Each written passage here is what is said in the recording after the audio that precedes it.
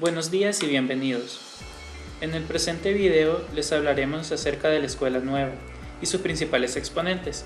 Somos el equipo 10, Cátedra de Pedagogía de la Universidad Pedagógica de El Salvador. Comencemos. La Escuela Nueva, también conocida como Educación Progresista o Escuela Activa. La Escuela Nueva nos responde a la necesidad de unos educadores de cambiar la educación en consecuencia de los problemas sociales. La necesidad de transformación progresista fue a cargo de críticos de la educación tradicional, lo cual surgió a finales del siglo XIX, principios del siglo XX. Gracias a profundos cambios socioeconómicos y la aparición de nuevas ideas filosóficas y psicológicas, tales como las corrientes empiristas, positivistas, pragmatistas, que se concentran en las ciencias. Con respecto a principios, tenemos el primer punto, el niño como centro de la educación. En otras palabras, preparar al niño para el futuro en sociedad, conocedor de las libertades y de las dignidades de todos los seres humanos, fomentar el carácter y la libertad individual, desarrollar las habilidades intelectuales, artísticas y sociales del niño mediante el juego y la experiencia. Como segundo punto tenemos la traslación del eje educativo. En efecto, se transporta el punto de mira al niño, poniendo en juego, por una parte, las necesidades crecientes de la sociedad y por otra, las exigencias del desarrollo del niño. Como tercer punto, tenemos nueva relación entre maestro y alumno. Pasamos del magistocentrismo a la centralización del alumno. El alumno pasa de ser aquel sabio transmisor de conocimiento a ser un actor determinante de la evaluación del niño, asegurando un ambiente de afecto y confianza. Como cuarto punto, tenemos nuevos contenidos educativos. En otras palabras, se comienza a considerar los libros como complementos de los demás modos de aprender. Las experiencias cotidianas abarcan una importante relevancia con generadores de conocimiento. Se trata entonces de desarrollar las cualidades latentes del alumno, en lugar de sobreinformar su mente de conocimiento escogido por los adultos. Características: conjunto de técnica activa, popular, natural, abierta y paidológica. El niño en la pedagogía Freinet es activo, autónomo, creativo, es el autor de su propio aprendizaje. Se centra en la renovación del ambiente escolar y las funciones de los maestros. Su objetivo es que los niños aprendan haciendo y hagan pensando. Representantes del movimiento de la Escuela Nueva. Los representantes de la Escuela Nueva son John Dewey, María Montessori, Friedrich August Froebel, Hermann y Ovidio de Trolli. John Dewey, en una de sus frases, nos dice que la educación no es preparación para la vida, la educación es vida misma. Nació el 20 de octubre de 1859 y falleció el 1 de junio de 1952. Su nacionalidad es estadounidense. Método experimental Dewey. Dewey propuso una escuela en la cual se desarrolló el método experimental. Este método define su pedagogía como la educación de la destreza individual, de la iniciativa y del espíritu para la adquisición de conocimientos científicos y además desarrollará en el niño las competencias necesarias para que éste fuese capaz de resolver los problemas que se le planteasen. Método científico. La escuela debe ser un laboratorio en las diferentes maneras de pensar, se concreten y se sometan a prueba, y el aprendizaje una búsqueda de lo desconocido y no una mera absorción pasiva de las cosas. Pasos del método científico. Encontrar un problema que nos obligue a buscar una solución. Recoger los datos pertinentes. Elaborar una secuencia organizada de etapas hacia una solución. Construir una hipótesis y comprobarla. Si la hipótesis no se confirma, volver de nuevo a los datos. Democracia y educación, publicado en 1938. Dewey plantea que el sistema educativo de una democracia debía caracterizarse por el compromiso existente entre los centros de enseñanza y la promoción de contenidos culturales, así como modalidades organizativas. En este libro manifestó cuestiones políticas y morales que estaban implícitas en los discursos educativos de la época. Experiencia y educación, publicada en 1916. Se trata de un trabajo filosófico de reconstrucción de la pedagogía, una elaboración del concepto central de su pensamiento pedagógico, el de experiencias educativas, una crítica de la pedagogía tradicional y una valoración pragmática de la práctica pedagógica en función de sus efectos. Este libro constituye la síntesis definitiva de su pensamiento en este campo. Rol de la escuela, según Dewey. La escuela es una institución social. La escuela debe representar la vida presente, una vida tan real y vital para el niño como la vive en su propia casa, en su colonia o el campo de juego. Rol del maestro, según Dewey. El maestro no está en la escuela para imponer ciertas ideas o para formar ciertos hábitos en el niño, sino que está ahí como un miembro de la comunidad para seleccionar las influencias que han de afectar al niño y para ayudar y responder adecuadamente a esas influencias. La representante María Montessori tiene la frase célebre: la mayor señal del éxito de un profesor es poder decir: ahora los niños trabajan como si yo no existiera. Su nombre completo fue María Tecla Artemisia Montessori.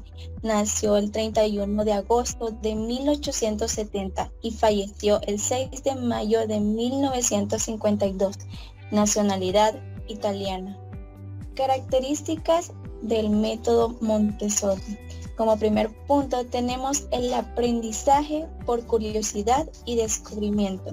En otras palabras, el método Montessori se basa en el aprendizaje autónomo, libre, práctico y por descubrimiento. De esta manera se está favoreciendo el interés y la curiosidad por aprender de los niños. Como segundo punto tenemos entorno educativo y adaptado.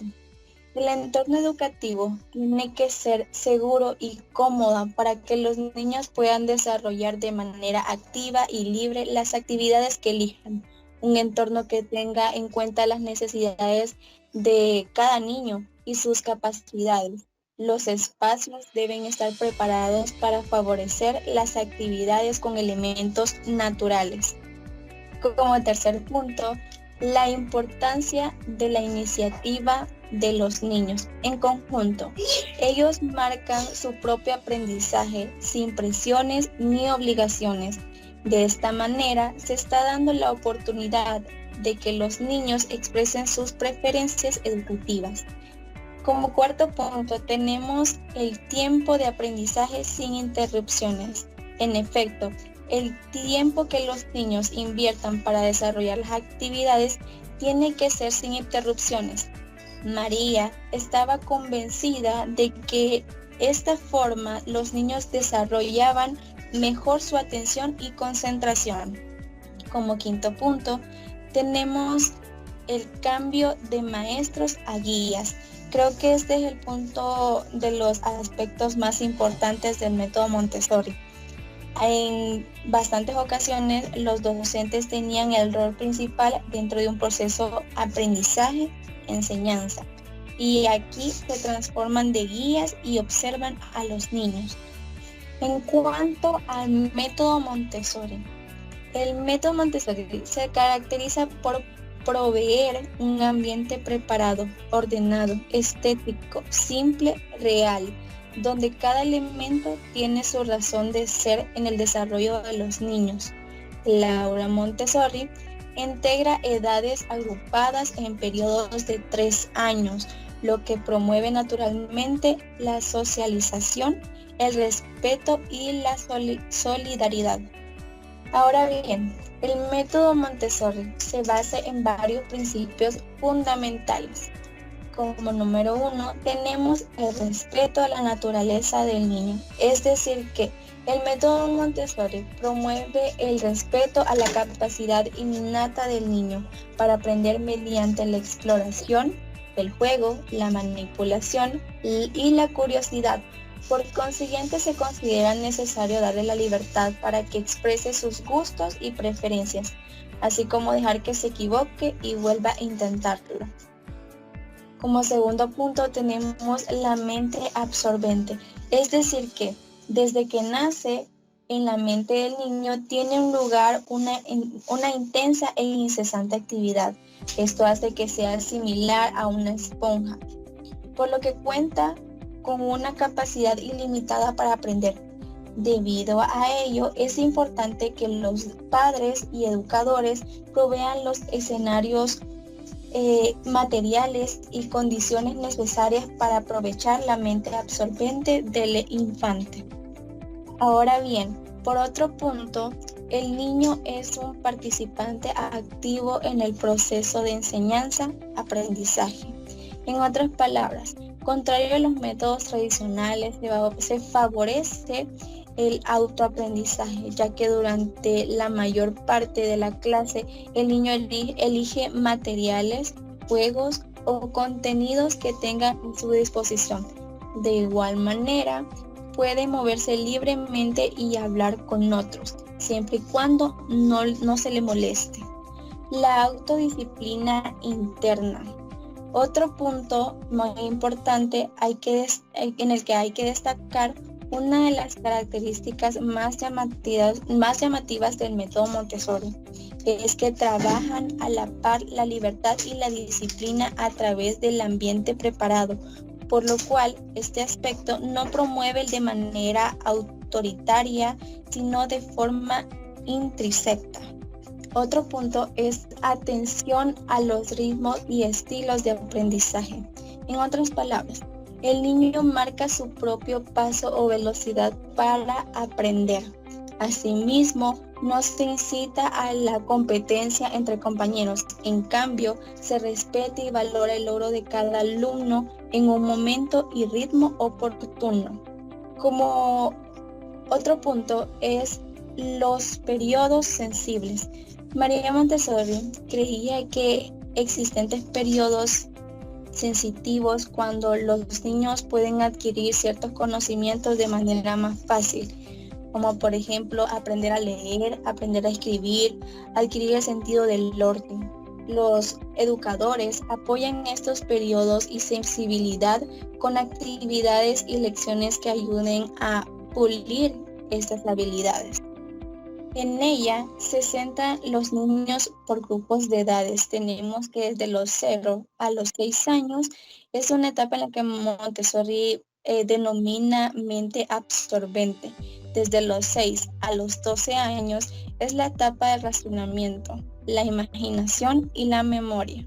Desde los 12 a los 17 años de edad, la etapa de la formación personal social.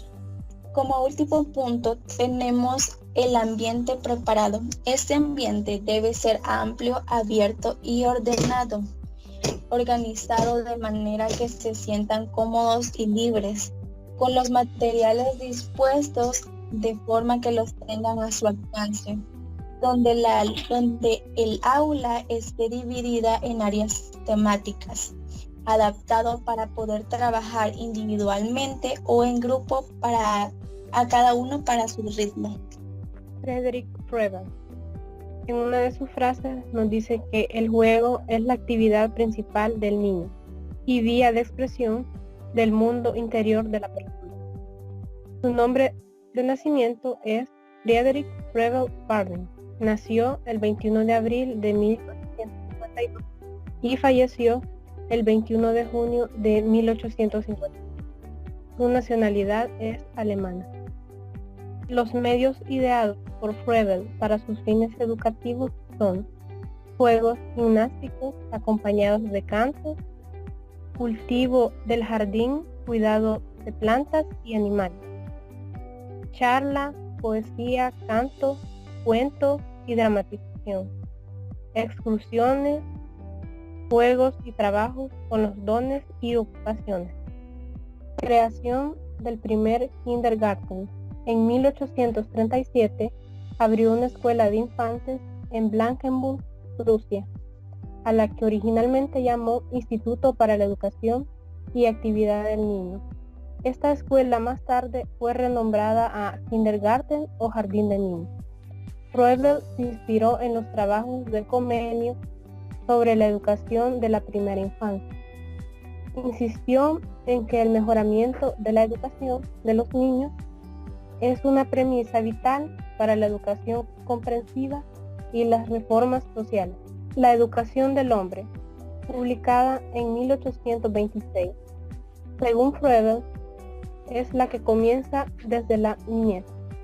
Él consideraba el juego como el medio más adecuado para introducir a los niños al mundo de la cultura, la sociedad, la creatividad y el servicio a los demás, sin dejar de lado el aprecio y el cultivo de la naturaleza en un ambiente de amor y libertad.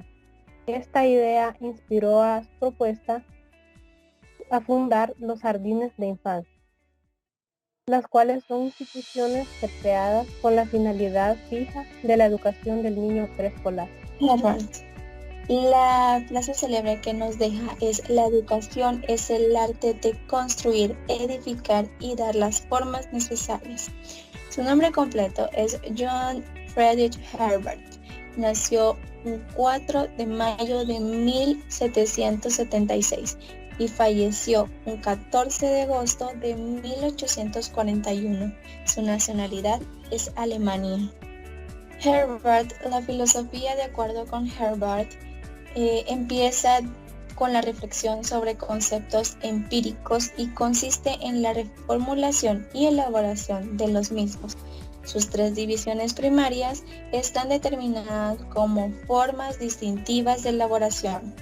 La lógica es la primera división, la segunda división es la metafísica y la tercera es la estética.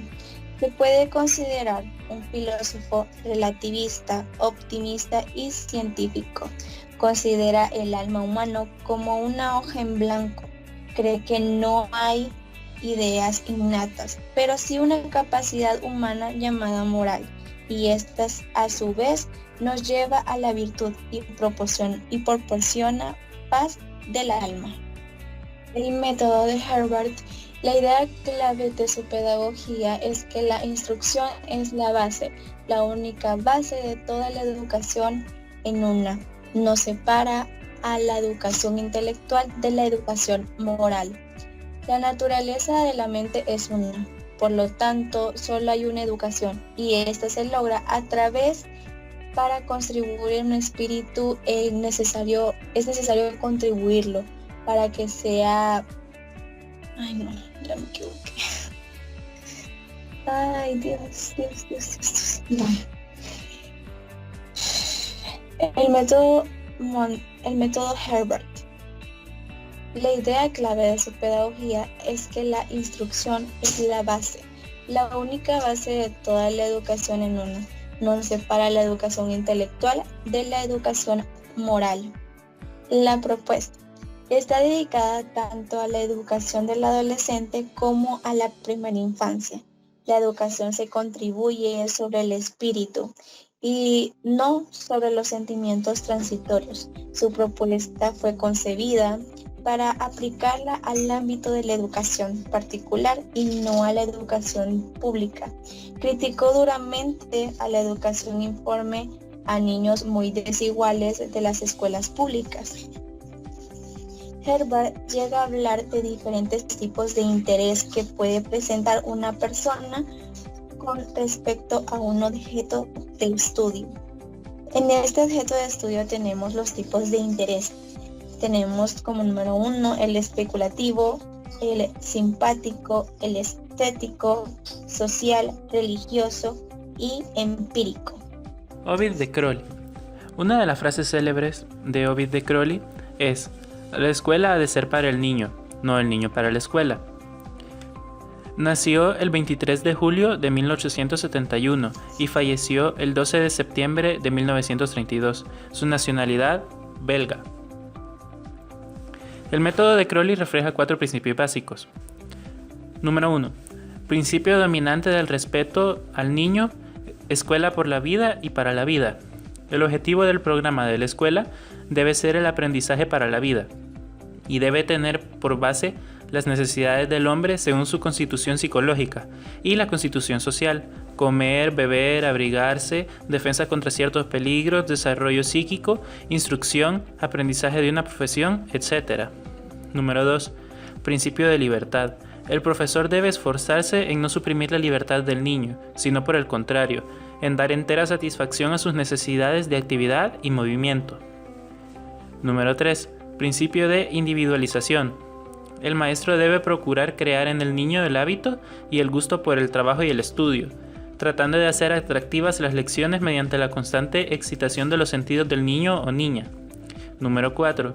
Principio de actividad. La enseñanza debe proporcionar al alumno buenos métodos de trabajo. Por eso se le enseña a servirse de los libros de la biblioteca, a recurrir a las fuentes de consulta y de información, a tomar notas, es decir, a aprender a organizarse y a informarse. Propuesta de la nueva escuela. Como propuesta pedagógica basada en el respeto por el niño y su personalidad, con el objetivo de preparar a los niños para vivir la libertad, se opuso a la disciplina rígida, apostando por crear un ambiente motivador con grupos heterogéneos basados en la globalización, la observación de la naturaleza y la escuela activa.